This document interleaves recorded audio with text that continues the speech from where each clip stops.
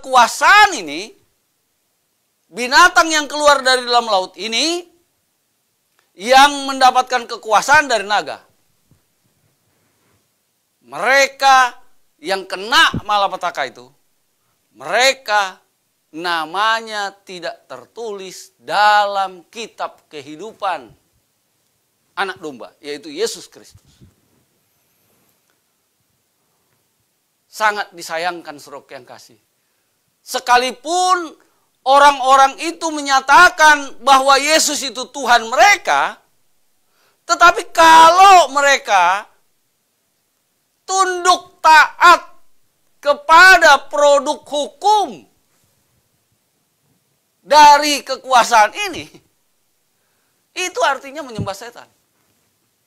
Walaupun dia percaya kepada Yesus. Saudara yang kasih, sangat jelas bahwa mereka ini tidak dituliskan nama mereka dalam kitab kehidupan. Karena sekalipun mereka mengatakan Yesus itu Tuhan, tapi penyembahan itu tidak tertuju kepada Tuhan. Bukan tertuju kepada Yesus. Taatnya kepada setan. Dan kita tahu bahwa kemarin kita sudah pelajari bahwa produk hukum mereka adalah perubahan dari Alkitab, dari perintah Tuhan. Jelas-jelas kekuasaan ini mengaku bahwa dia mengubah hukum, mengubah juga waktu. Dan perubahan itu menyangkut 10 hukum Allah, di mana hukum yang kedua mereka hapus, lalu mengenai waktu, hari yang ketujuh mereka ganti dengan hari pertama. Dan itu jelas perubahannya ada, jelas. Jelas berubah dari firman Tuhan ini. Jelas. Sangat jelas berubah. Jadi kalau produk perubahan ini kita ikutin, lalu kemudian saudara katakan saya tidak menyembah kepada setan. Iya, karena setan tidak mau menunjukkan dirinya secara langsung. Setan menggunakan media. Tapi ketika saudara ikuti produk daripada media kekuasaan setan ini, ya sama. Menyembah kepada setan. Sekarang coba kita lihat. Binatang yang kedua yang keluar dari dalam bumi. Apa yang dilakukan binatang ini? Atau kekuasaan ini? Jadi ada kekuasaan yang lain. Dan ini pun ternyata menolong, membantu. Jadi seperti media juga yang digunakan oleh naga atau setan ini. Mari kita baca. Wahyu 13 ayat 12. Wahyu 13 ayat 12. Dan seluruh kuasa binatang yang pertama itu dijalankannya di depan matanya. Perhatikan. Ia menyebabkan seluruh bumi dan semua penghuninya menyembah binatang pertama yang luka parahnya telah sembuh. Waduh, saudara yang kasih. Ada kekuatan yang lain, kekuasaan yang lain yang mendukung penyembahan kepada binatang yang pertama ini. Sehingga dikatakan kekuatan dari binatang yang kedua ini, yang keluar dari dalam bumi ini, dikatakan menyebabkan seluruh bumi dan penghuninya menyembah binatang pertama. Sekali lagi saudara yang kasih, setan berada di belakang. Dia tidak menampakkan diri. Dia gunakan binatang yang pertama ini untuk menjadikan produk ajarannya. Yang pastinya akan menyimpang dari kebenaran firman Tuhan. Jadi setan menggunakan berbagai kekuatan di sini untuk menyebabkan bahwa semua bumi dan penghuninya akan menyembah kepada setan. Dan kalau kita baca seterusnya, dikatakan, dan kepadanya diberikan kuasa untuk memberikan nyawa kepada patung binatang itu. Sehingga patung binatang itu berbicara juga dan bertindak begitu rupa, sehingga semua orang yang tidak menyembah patung binatang itu dibunuh. Jadi saudara yang kasih, ada kekuatan yang lain, ini binatang yang kedua ini, menyebabkan, dikatakan, penghuni bumi ini akan menyembah kepada binatang yang pertama. Dan kalau tidak menyembah, ini dia. Ini ancamannya ada. Hukumannya dibunuh. Ya kita biasa mendengar, kita udah pelajari malam pertama, malam kedua. Setan marah. Diadakan penganiayaan kepada orang yang menurut firman Tuhan. Jadi saudara yang kasih, tidak heran nanti pun untuk pemaksaan supaya semuanya tunduk kepada setan melalui kekuasaan ini, ya kalau tidak menurut dibunuh. Ancaman-ancaman penganiayaan lagi. Jadi hati-hati, waspada saudara yang kasih. Waspada. Kita lanjut kepada ayat yang ke-16 dan 17. Wahyu 13 ayat 16 dan 17. Dan ia menyebabkan sehingga kepada semua orang, kecil atau besar, kaya atau miskin, merdeka atau hamba, diberi tanda pada tangan kanannya atau pada dahinya. Dan tidak seorang pun dapat membeli atau menjual selain daripada mereka yang memakai tanda itu, yaitu nama binatang itu atau bilangan namanya. Jadi saudara yang kasih, binatang yang kedua ini akan membuat satu pemisahan yang jelas antara mereka yang mau menyembah binatang atau patungnya dengan mereka yang menolak. Jadi akan terjadi pemisahan ini. Akan kelihatan sudah. Akan ada kelihatan secara jelas. Mereka yang mau menyembah binatang atau patungnya dengan mereka yang menolak. Bagaimana pemisahannya? Itu dia. Ada tanda nama binatang ditaruh di tangan atau di dahi. Penjelasannya begini suruh yang kasih.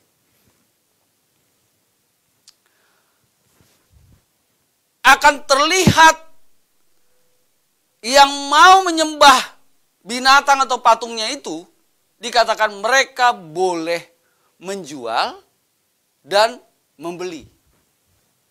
Tetapi mereka yang tidak mau menyembah binatang itu atau patungnya, mereka tidak boleh menjual atau membeli.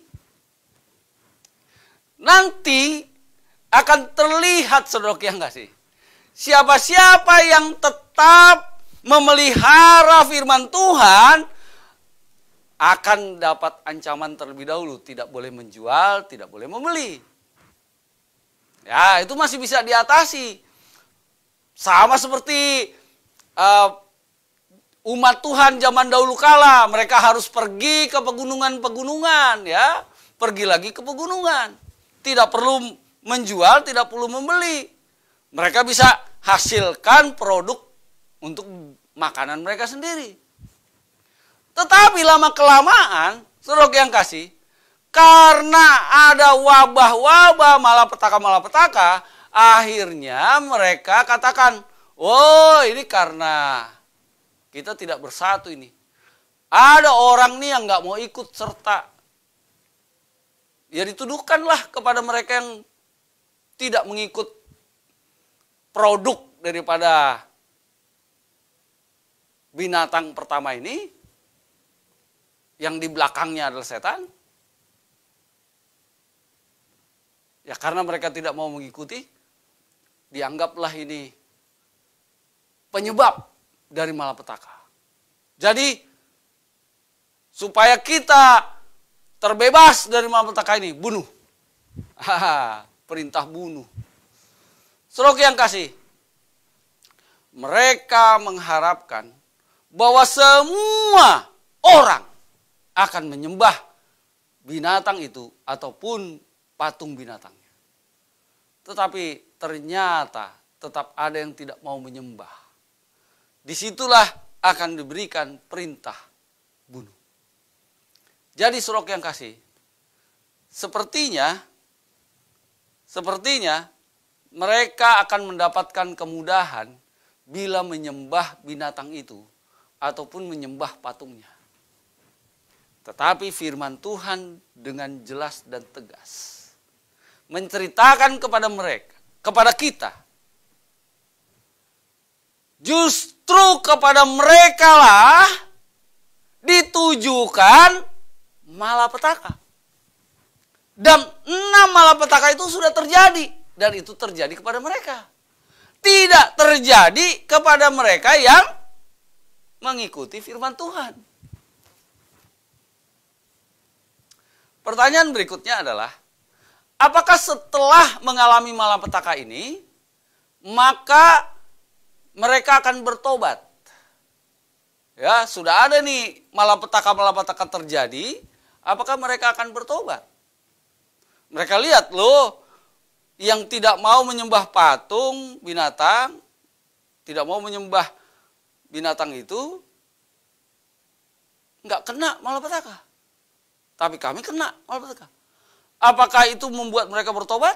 Nah, coba kita balik lagi kepada 7 malapetaka, yaitu yang tertulis dalam Wahyu pasal 16.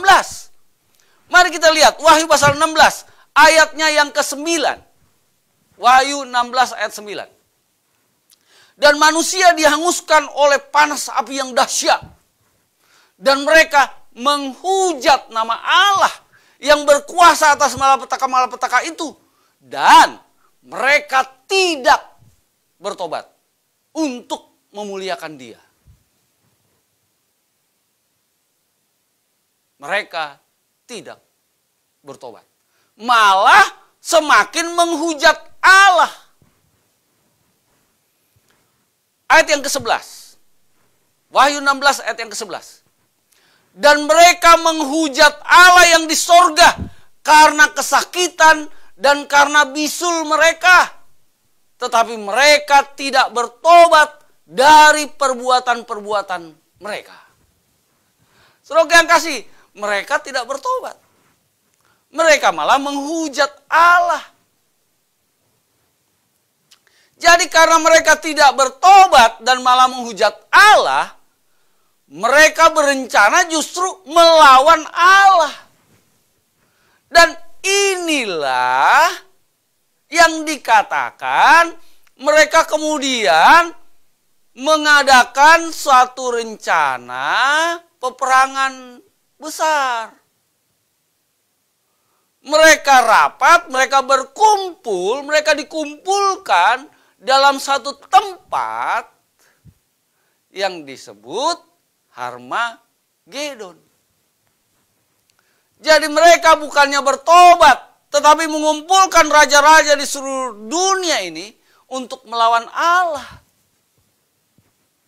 Jadi inilah yang digambarkan akan terjadi perang Harmagedon.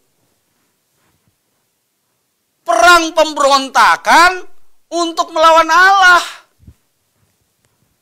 Dan bagaimana caranya mereka mau melawan Allah? Ialah dengan cara mengeluarkan perintah bunuh kepada orang-orang yang mengikuti perintah Allah. Jadi saudara yang kasih, akan ada 2 kelompok yang terjadi.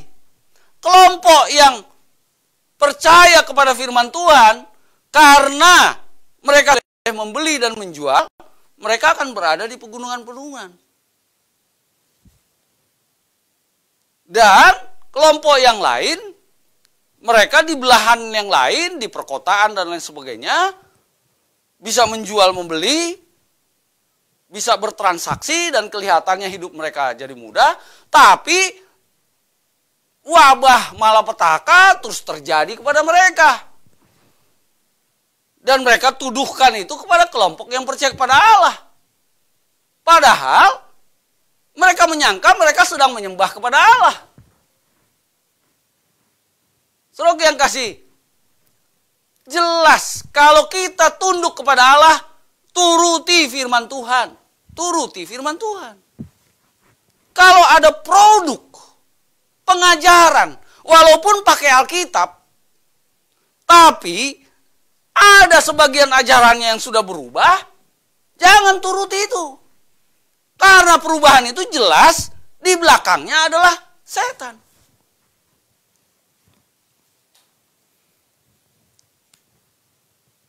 Sementara mereka berkumpul, saudara yang kasih, ini dikatakan berkumpul, raja-raja berkumpul untuk menyiapkan peperangan yang besar, akan memusnahkan semua orang-orang yang turut perintah Tuhan, yang pelihara hari Sabat.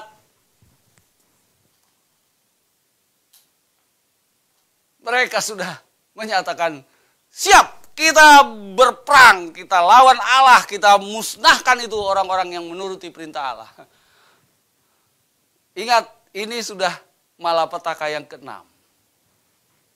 Apa yang terjadi? Ketika mereka dikumpulkan di satu tempat, disebut Harmagedon. Apa yang terjadi? Kita baca kelanjutannya. Wahyu 16 ayat 17 sampai 18. Wahyu 16 ayat 17 dan 18. Dan malaikat yang ketujuh menumpahkan cawannya ke angkasa.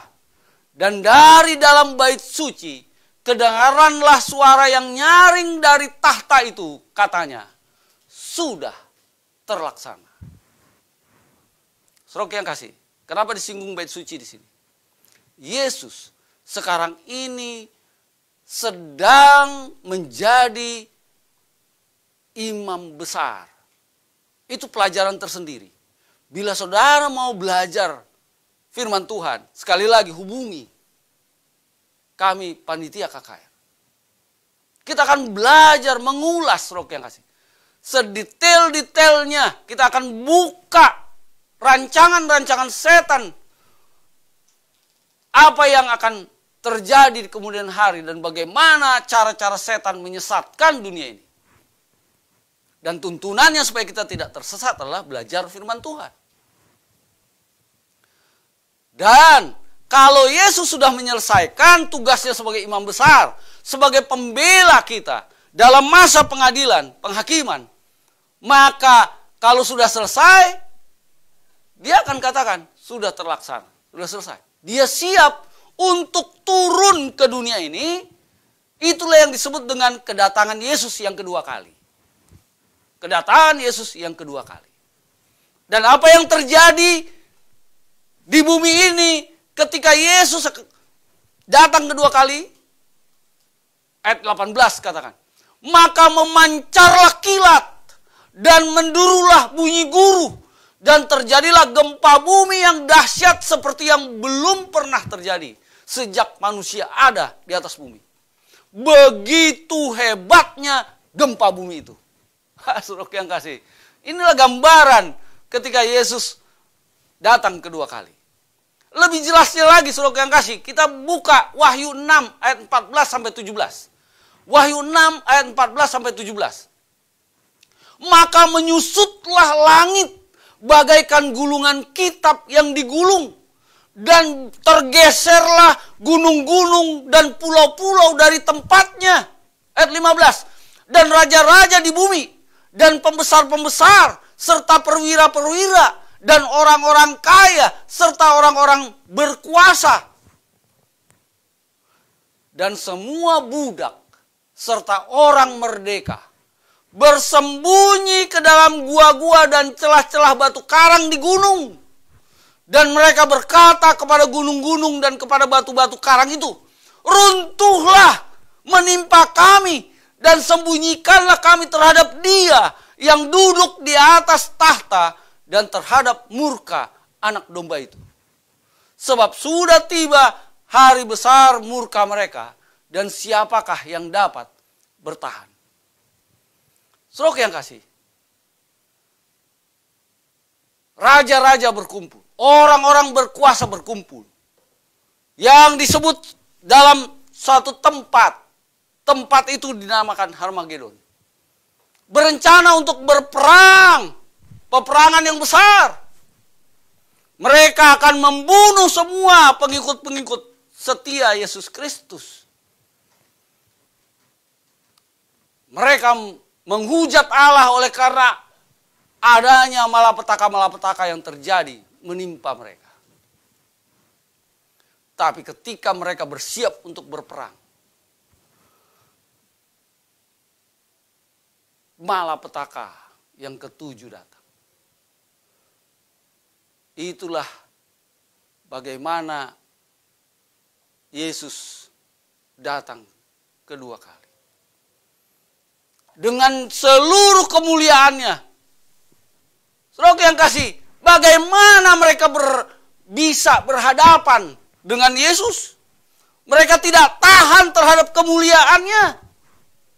Oleh karena mereka tidak tahan terhadap kemuliaan Kristus, jangankan melawan, jangankan mau berperang.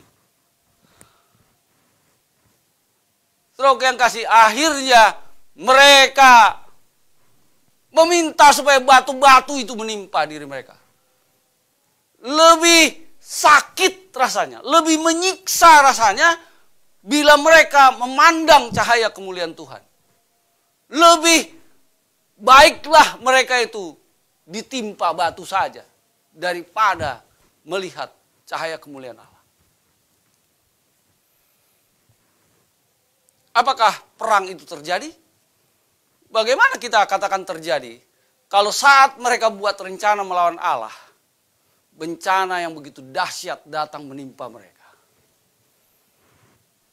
Dan mereka tidak tahan melihat cahaya kemuliaan Kristus. Kalau kita katakan perang itu terjadi, ya begitulah. Tidak tertandingi. Sangat jauh perbandingan.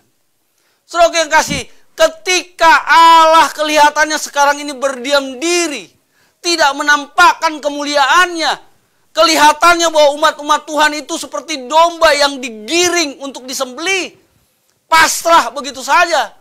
Kelihatannya mereka berkuasa, sangat berkuasa, sehingga bisa melarang tidak membeli, tidak boleh menjual, bahkan perintah bunuh. Itulah ketika mereka melihat sepertinya diri mereka itu hebat. Tetapi tidak ada apa-apanya. Tidak bisa diperbandingkan ketika Allah menyatakan kemuliaannya. Saudara yang kasih, mari tunduk kepada Allah. Mari kita taat kepada Allah. Tapi kita tunduk dan taat bukan karena takut. Allah mengasihi kita. Allah tidak mau kita binasa. Kita sudah berdosa. Kita sudah disesatkan oleh si ular tua itu. Nenek moyang kita. Tapi sekarang Allah menyediakan sarana keselamatan melalui Yesus Kristus. Allah mau kita menyembahnya dengan kasih. Dengan tulus. Tetapi setan tidak mau. Dan bentuk penyembahan kita itu ialah dengan taat. Taat kepada firman Tuhan. Saudara yang kasih, mari saudara yang kasih. Jangan disesatkan. Tuhan sudah memberikan tuntunan firman Tuhan ini. Dan ketika Yesus naik ke surga pun dijanjikan Roh Kudus. Supaya kita bisa dituntun ke arah yang benar. Bagi mereka yang meminta, Tuhan jangan sesatkan saya. Berikan Roh Kudus itu. Tuhan akan menuntun saudara-saudara. Tapi siapkan diri saudara, apakah saudara siap berubah atau tidak. Jangan mempertahankan tradisi. Jangan mempertahankan tradisi. Turun-temurun, sudah begini. Tidak, saudara yang kasih. Kalau saat ini Allah memanggil saudara, berfirman, menunjukkan kebenaran kitab suci. Tunduk, patuh, taat, saudara yang kasih. Jangan disesatkan lagi oleh iblis, si ular tua itu. Saudara yang kasih, terbagi dua kelompok. Kelompok yang menyembah binatang. Yang boleh jadi secara kehidupan normal. Diberikan kemudahan, boleh membeli, menjual. Tetapi sadar atau tidak sadar, mereka berada di bawah pengaruh setan. Dan dinyatakan menyembah naga itu. Menyembah kepada binatang itu. Menyembah kepada setan. Nama mereka tidak tertulis dalam buku kehidupan. Dan akan mengalami 6 malapetaka. Dan seterusnya malapetaka yang ketujuh. Kelompok yang tidak mau menyembah binatang itu. Ataupun patungnya. Yang tetap setia kepada kebenaran firman Tuhan. Tidak dirubah-rubah. Risikonya tidak boleh menjual. Tidak boleh membeli. Bahkan akan ada ancaman hukuman mati. Tetapi mereka inilah umat Tuhan yang namanya tertulis di buku kehidupan. Dan apabila mereka terlepas dari mati syahid, maka mereka ini akan bersuka cita menyambut Yesus. Mereka tidak akan mengalami kematian. Menyambut Yesus dalam kemuliaannya bersama dengan malaikat-malaikat. Lalu masuk ke dalam kerajaan surga. Saudara yang kasih, Allah menjanjikan jalan keselamatan yang luar biasa. Allah mengasihi saudara-saudara dan saya. Itu sebabnya, saudara yang kasih, KKR ini diadakan. KKR ini diadakan untuk menggambarkan kepada saudara-saudara siasat daripada setan. Siasat setan sama seperti apa yang sudah dilakukan oleh nenek moyang kita. Gak apa-apa kamu Hawa. Ya, kalau ditanya siapa penciptamu, siapa Allahmu? Iya, Allah pencipta yang sudah menciptakan saya. Tapi ketika dia taat, tunduk kepada setan, ya dia menjadi hamba setan. Jadi saudara yang kasih, modus operandi daripada setan sampai sekarang itu sama. Yang pertama, menggunakan media. Yang lalu dia gunakan media ular. Sehingga tidak mudah, tidak membuat Hawa itu curiga. Sekarang ini pun demikian. Dia gunakan media. Supaya manusia itu tidak curiga. Apalagi media yang digunakan ini adalah media kekuasaan. Dan kemudian penampilannya baik. Penampilannya berkarisma. Padahal produk yang diciptakan adalah mengubah firman Tuhan. Mengubah firman Tuhan. Tidak ada kecurigaan. Karena penampilannya yang baik. Karena setan selalu menggunakan media. Tetapi modusnya yang kedua adalah akhir-akhirnya, ujung-ujungnya adalah membelokkan manusia dari firman Tuhan. Itulah namanya penyesatan. Penyesatan itu tidak dirubah semua Alkitab ini. Dari 10 perintah Allah, satu saja disimpangkan sudah sesat kita. Apalagi ini 2 sebenarnya. Hukum yang kedua dihapus, lalu berbicara mengenai hukum yang keempat. Ingatlah dan kuduskanlah hari Sabat. Jadi hukum yang ketiga, tetapi isinya hari Sabat itu adalah hari Minggu. Bukan hari Sabtu. Pelajari saudara yang kasih. Alkitab menjelaskan dengan tegas bahwa hari Sabat masih tersedia bagi umat Tuhan. Ibrani 4 ayat 9. Masih tersedia bagi umat Tuhan. Dan hari Sabat itu jelas adalah hari yang ke-7. Yaitu hari Sabtu. Yesus bangkit hari yang pertama. Yesus bangkit hari pertama itu hari Minggu. Hari yang ke-7 adalah hari Sabtu. Jelas saudara yang kasih. Dan saya mau ingatkan sekali lagi. Roma 6 ayat 16. Roma 6 ayat 16. Apakah kamu tidak tahu bahwa apabila kamu menyerahkan dirimu kepada seorang sebagai hamba untuk mentaatinya, kamu adalah hamba orang itu yang harus kamu taati. Saudara yang kasih, kalau kita ganti, misalnya apabila saya menyerahkan diri saya kepada seseorang, kepada setan sebagai hamba untuk mentaatinya, kamu adalah hamba setan. Itu Roma 6 ayat 16. Jadi Kak Karin kembali mengingatkan saudara-saudara, saya juga agar waspada. Ular atau si ular tua atau naga ini, yang adalah setan, mengingatkan kita semua jangan sampai tertipu lagi sama seperti Hawa tertipu. Karena setan itu sangat licik. Sesuatu kelihatannya sudah berubah, tetapi masih diikuti.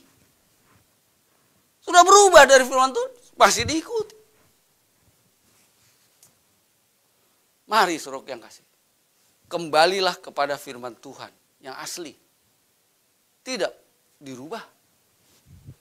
Dari sejak Adam dan Hawa, nenek moyang kita, hari Sabat sudah ada. Bangsa Israel yang adalah keturunan Abraham, Ishak dan Yakub, yang dikatakan sebagai umat pilihan Allah, mereka memelihara hari Sabat. Yesus memelihara hari Sabat. Rasul-rasul memelihara hari Sabat. Umat-umat Tuhan yang teraniaya setelah Yesus naik ke surga adalah pemelihara Sabat. Malam hari ini, malam yang terakhir, kiranya saudara-saudara sudah cukup jelas, jernih, bahwa setan menggunakan media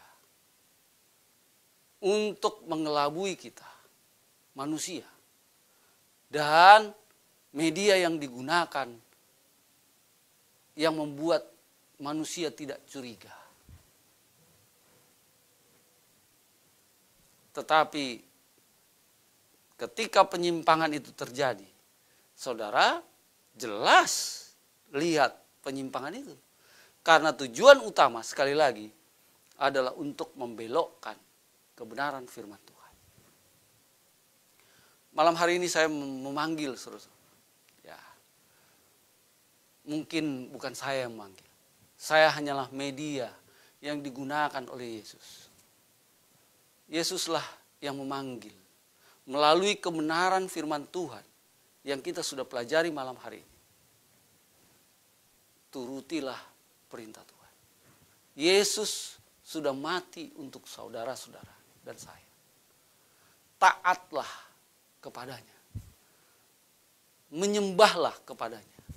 Taatilah kebenaran firman Tuhan. Saudaraku yang kasih, apabila ada dari antara saudara-saudara yang mau terpanggil untuk menuruti perintah-perintah Allah, menyucikan hari Sabat, hari yang ke-7,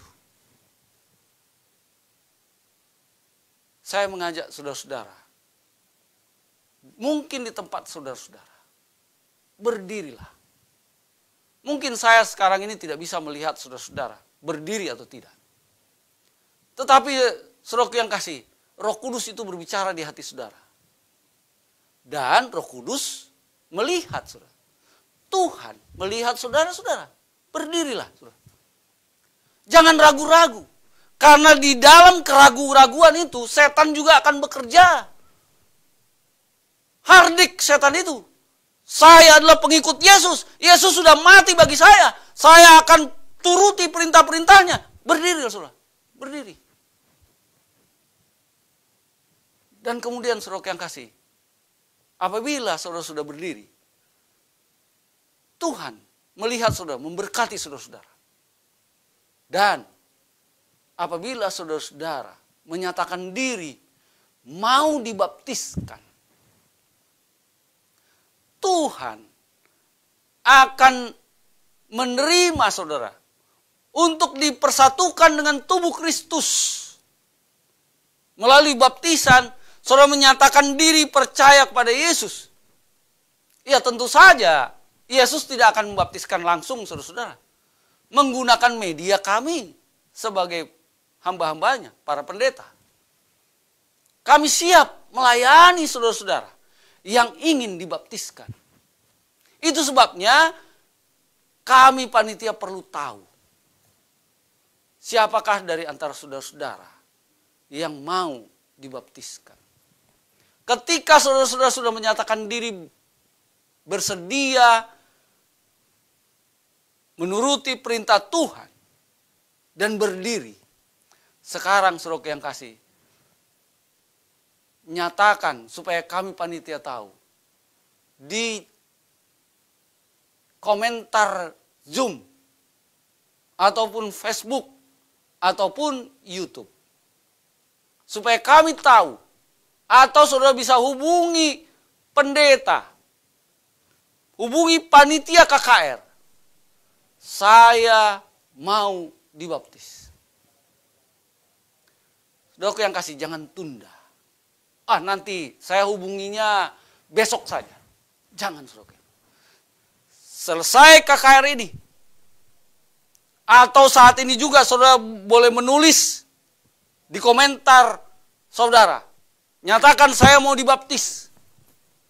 Karena ketika saudara menunda-nunda, itu artinya memberi kesempatan kepada setan untuk menyesatkan saudara kembali.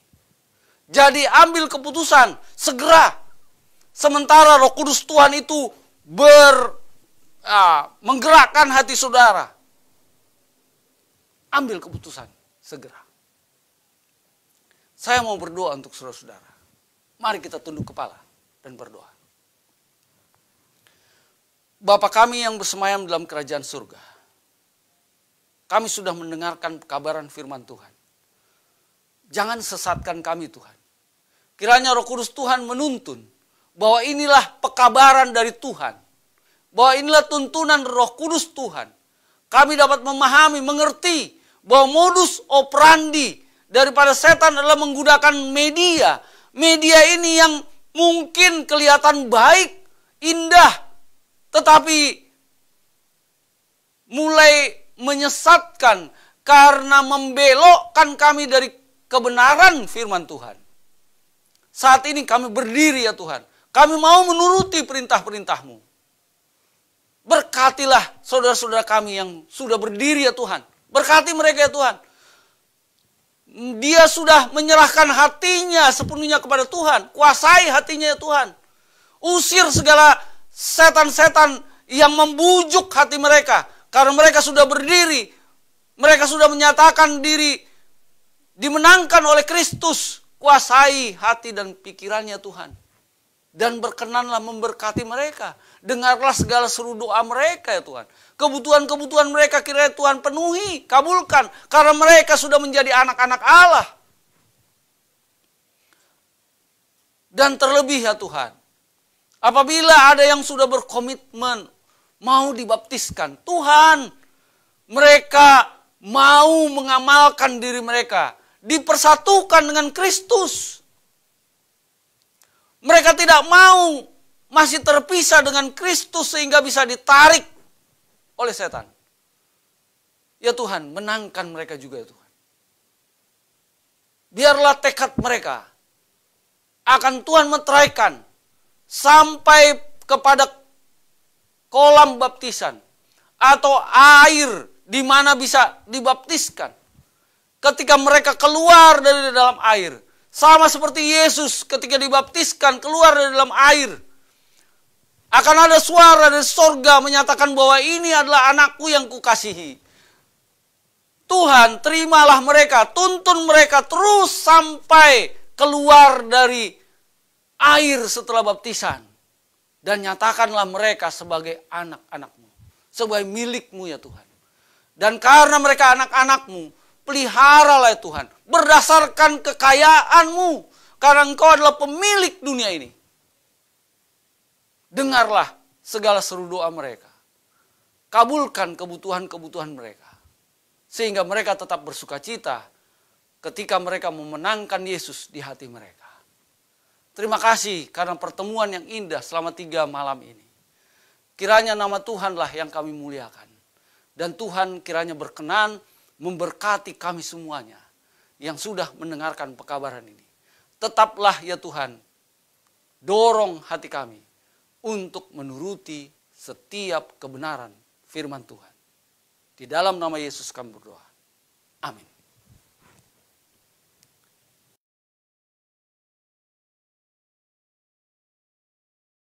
Terima kasih kepada Pendeta Jeki Runtuh yang telah membawakan firman Tuhan dengan luar biasa, sehingga menambah pemahaman kita mengenai apa itu perang Harmagedon yang sesungguhnya. Baiklah saudara-saudara sekalian, dengan demikian acara KKR Net Wilayah 7 pada malam hari ini telah berakhir. Saya, Apriandi Simbolon, atas nama Panitia KKR Net Wilayah 7, mengucapkan terima kasih atas kehadiran jemaat dan tamu pada KKR malam hari ini, yang berjumlah kurang lebih 300 orang, baik melalui Zoom dan Facebook. Sampai bertemu kembali pada acara KKR di masa yang akan datang. Selamat malam, selamat sabat, selamat beristirahat, jaga kesehatan, dan tetap sehat selalu. Tuhan memberkati.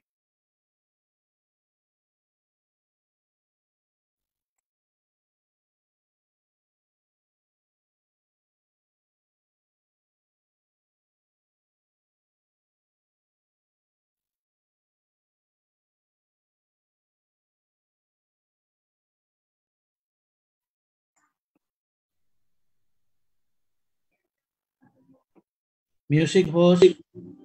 Ku mau cinta Yesus selamanya.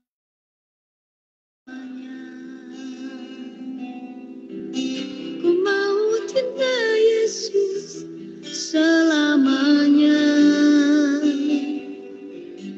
Meskipun badai silih berganti dalam hidupku, ku tetap cinta Yesus selamanya. Ku mau cinta Yesus selamanya. Ku mau cinta Yesus selamanya. Meskipun badai silih berganti dalam hidupku, ku tetap cinta Yesus selamanya. Ya Bapa, Bapa, ini aku anakmu, layakkanlah seluruh hidupku. Ya Bapa, Bapa, ini aku anakmu, pakailah sesuai dengan rencanamu. Panitia, seperti biasa, kita menunggu 5 menit saja.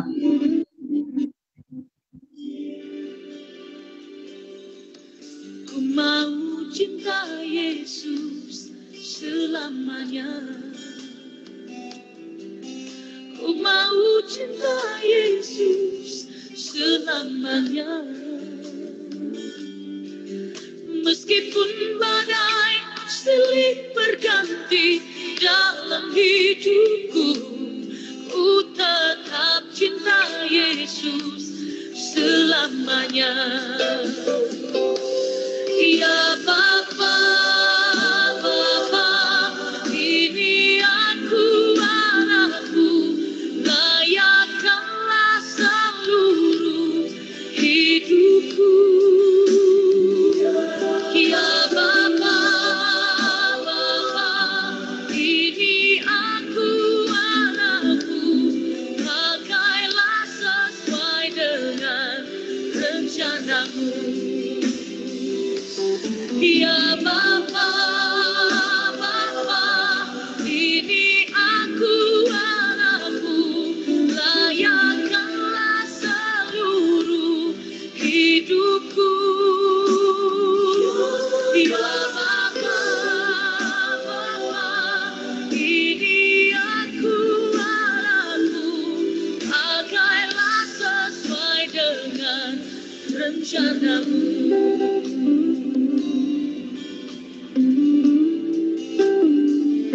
Oh,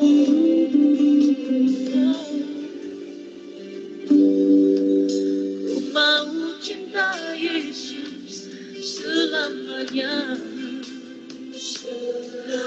Ku mau cinta Yesus selamanya. Meskipun badai silih berganti dalam hidupku, ku tetap cinta Yesus selamanya. Ku tetap cinta Yesus selamanya. Ku tetap cinta Yesus selamanya.